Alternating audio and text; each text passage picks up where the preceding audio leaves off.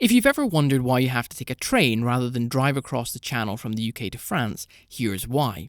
You see, once upon a time the UK was actually connected to Europe, but then one day the Earth decided to change things up a bit and made the UK an island by surrounding it with meltwater from an ice age. However, it could have also been a dinosaur having left a tap running, but no one's really sure. Anyway, once it was flooded, the only way to get back and forth to Europe was by swimming, boat, or, if you were Jesus, walking. However, most people thought this was rather inconvenient, so didn't bother. Around this time of the Industrial Revolution, it was proposed that some kind of link be built to join the UK to France. However, a French engineer said no, so then the French government said no, and that seemed to really annoy the British. Both sides were still unwilling to give up on the idea, so they kept talking about it, but it kind of became a bit pointless as nobody really agreed how to do it. Then one day, a guy who owned some kind of railway teamed up with another guy across the channel who also owned some kind of railway, and they said, let's join our railways together. So they decided to start digging a tunnel, but once they started, a guy in the military said, hey, you can't do that because that might affect military defences or something. So they stopped digging due to an injunction, and several other people over the next 80 years proposed to do similar things, but they never really got anywhere either. Then World War I happened, and when it ended, the military who'd been against the link realised that it would have actually made more sense, as it would have been easier to distribute supplies, etc. So, they then decided to sign an agreement to make it happen, but then, unfortunately, their feet became cold, so it just didn't happen. World War II then happened, and Hitler was very annoyed that the UK and France hadn't come to an agreement yet, as it was going to make it so much harder for him to visit the UK.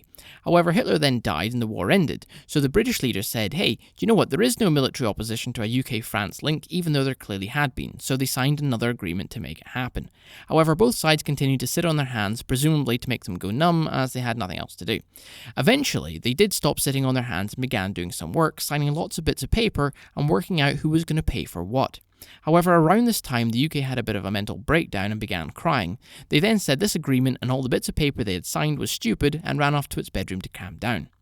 When the UK had finally calmed down, they had another leader called Thatcher, and even though her cabinet were unhappy, she said, I think this link is a really good idea. She was supported by banks and other institutions who also said this is a really good idea. They then asked for ideas about how to build the link, and several suggestions were put forward. One of the ideas was called EuroRoute, and it involved a bridge connected to an underwater tunnel and then another bridge. The tunnel and the bridge had a connection point where they were going to build shops and places to eat, as they thought it might be quite nice to break up the drive across the channel. Everyone seemed to like this idea and said, good job EuroRoute, and they were given a gold star for all the pictures they had drawn.